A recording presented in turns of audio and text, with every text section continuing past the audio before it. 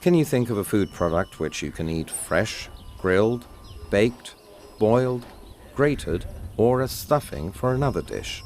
Difficult question, don't you think? The unique Cyprus cheese with the name Halloumi in Greek or Helim in Turkish does it all.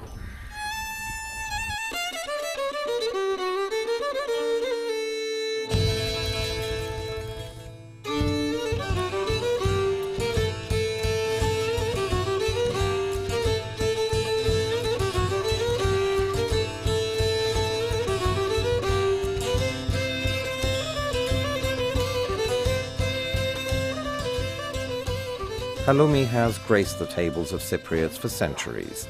It's part of the food culture and serves as a unifying element for the two main communities of the country, the Greek and Turkish Cypriots. Interestingly enough, both motherlands, Greece and Turkey, have learned to consume and import halloumi or helim from their respective communities in Cyprus.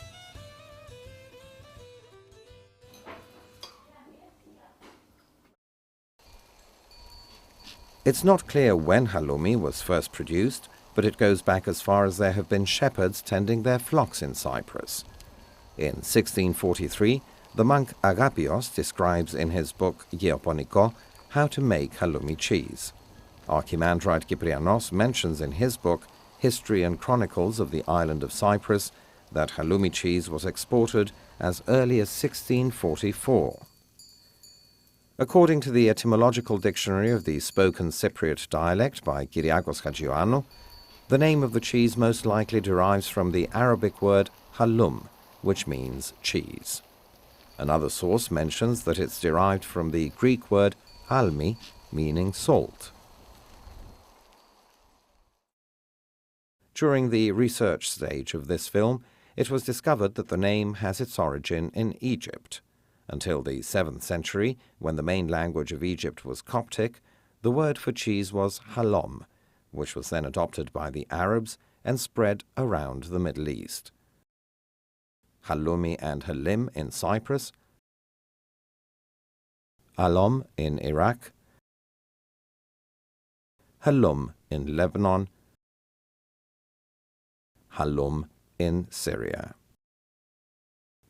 Halloumi is a soft, springy cheese made from milk. Before the 1950s, halloumi was produced either from goat or sheep milk or a combination of both depending on the time of year. After cows were introduced to the island, cow's milk was also mixed with goats and sheep milk in order to serve a growing number of consumers locally but also internationally. The traditional way of making halloumi has survived until today, with most of the shepherds' families and villagers making it in their own homes, not only for themselves, but also for a growing number of customers. To observe the traditional way of making halloumi, we visited Greek Cypriot Alexandra Georgiou in Kapedes village and Turkish Cypriot Nezire Kanat in Krini village. Both ladies, despite their different ages and ethnic origin, follow the same procedure to make halloumi with only slight variations. But then, that applies to all village halloumi makers, irrespective of origin. Εγώ την τέχνη του χαλουμί έμαθα την όταν ήμουν περίπου 19-20 χρονών. Ο πατέρας μου ήταν γεωργός, αλλά είχαμε που ένας πιο κατσίκες να πούμε, είχαμε στο σινί και είχαμε τες και λίγο καλά που εγκαλεύκαμε, εγκαλεύκαν και άλλοι γειτονείς και άλλοι και μνήαμε το και έκαναμε το χαλούμι, άλλοι. Μετά που έμαθα, ύστερα που παντρεύτηκα, επειδή ήταν και ο άντρας μου είχε ζώα, έμαθα και τον καιρό που παντρεύτηκα ως τώρα που το κάνω πάντα το γάλα. Ήταν κοινή η ζήση μας, δεν κάναμε άλλον τίποτε. Ο άντρας μου ήταν στα ζώα, έτσι εγώ ήθελα να πάω να το βοηθήσω να αγαλέψουμε, να καθαρίσουμε τις μάτρες και να έρθω να κάνουμε το γάλα. Babam çobanıydı. Ailemiz kalabalığıydı. Evde 3 kız vardı. Üçümüz de yapardık. Geleneksel olarak şeyimiz idi zaten. Yani kendi sütümüzü harcamak zorundaydık. Yapardık. Annemden öğrendim. Çocuk yaşta annemden öğrendim yapmasını mesela. Evlendik, meslek olarak da devam ettiriyorum.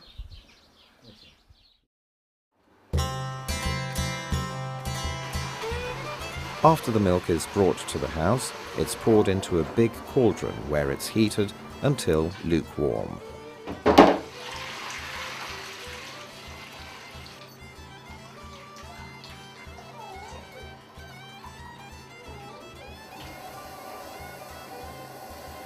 The rennet is then added.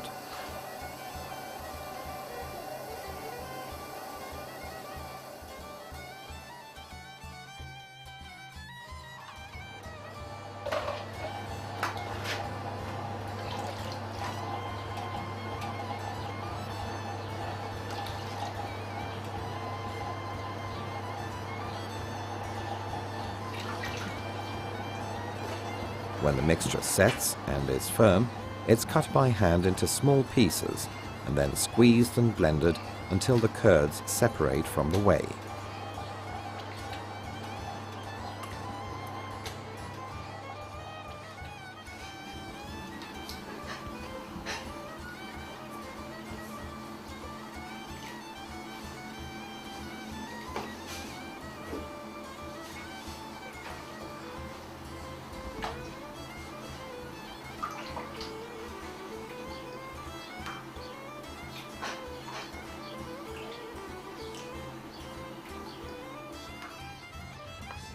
The curds are then put into a cheesecloth or a specially woven basket and squeezed so that all the whey comes out and the curds are almost solid.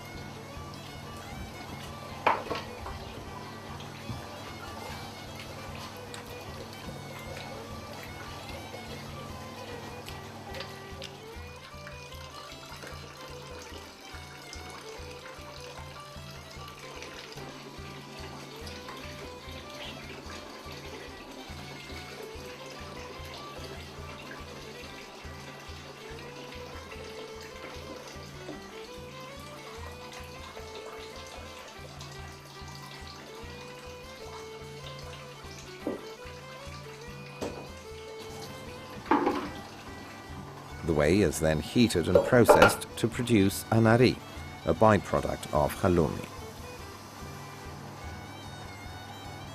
In the meantime, the curds are carefully cut into portions and wrapped individually.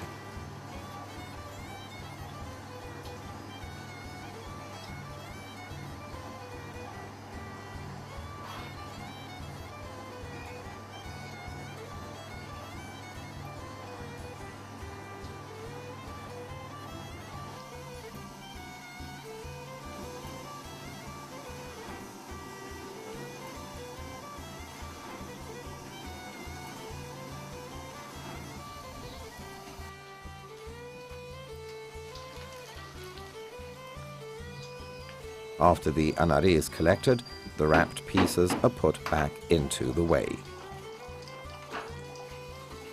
Wrapping is necessary so that any curds left in the whey will not stick to the halloumi pieces while they're being cooked.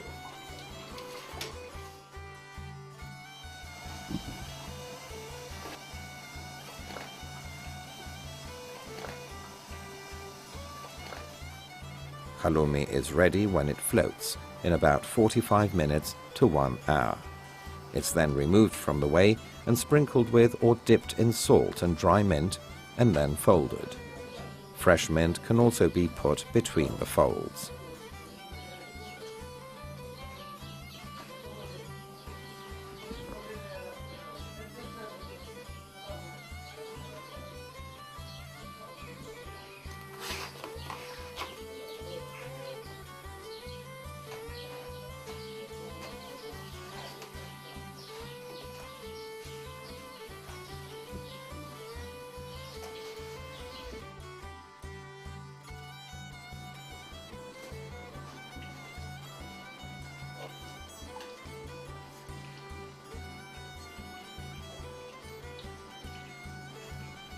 Halloumi is then ready and can be eaten fresh or allowed to mature in jars covered with salty whey for 40 days.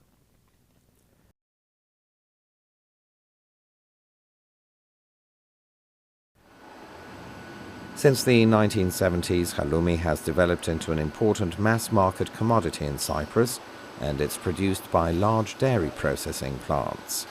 They've translated the traditional halloumi making techniques into a rationalized process and transposed it onto high-tech, modern factory settings. Once the milk from farms all over the island is delivered to the factory, it's first clarified and then piped into a 5-ton vat, where it's pasteurized to about 35 degrees Celsius. Next, rennet is added. A bacterial culture is also added. When the milk sets, the curds are stirred with cutters. The curds are transferred to a press where the molds are filled.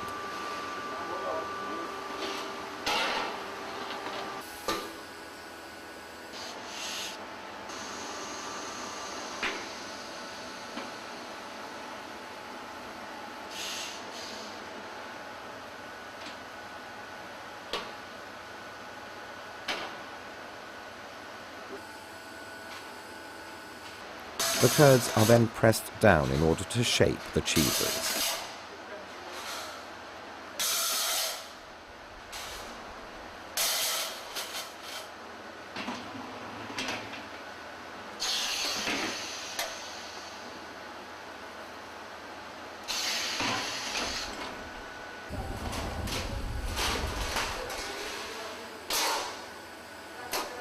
The molds containing the curds are then cooked in hot whey at 80 degrees Celsius for about 45 minutes.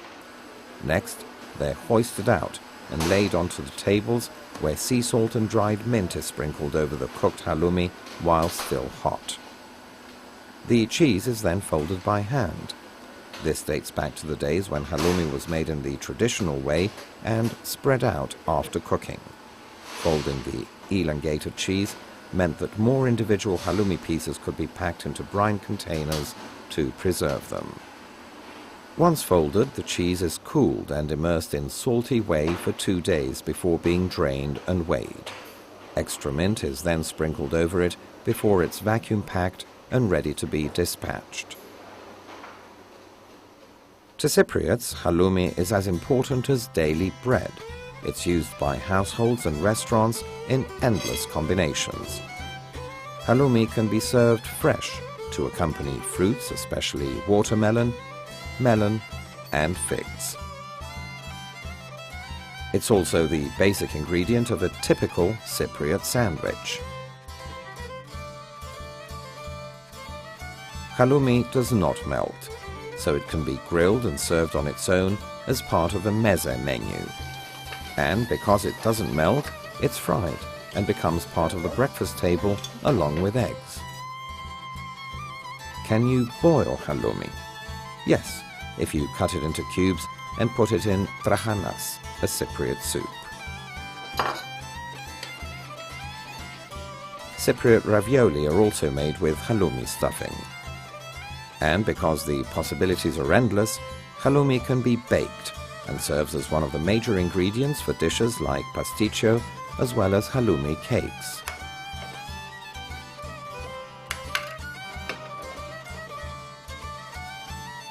Halloumi is also grated and sprinkled on top of pasta.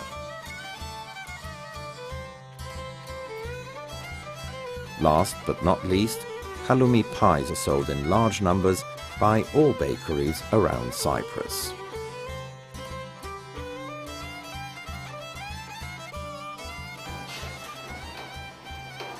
Today, halloumi is officially recognized as a distinctive cheese indigenous to Cyprus. The United States in 1999 and the European Union in 2002 registered it as a Cypriot product. These decisions are very important and establish halloumi on the global markets as a Cypriot product.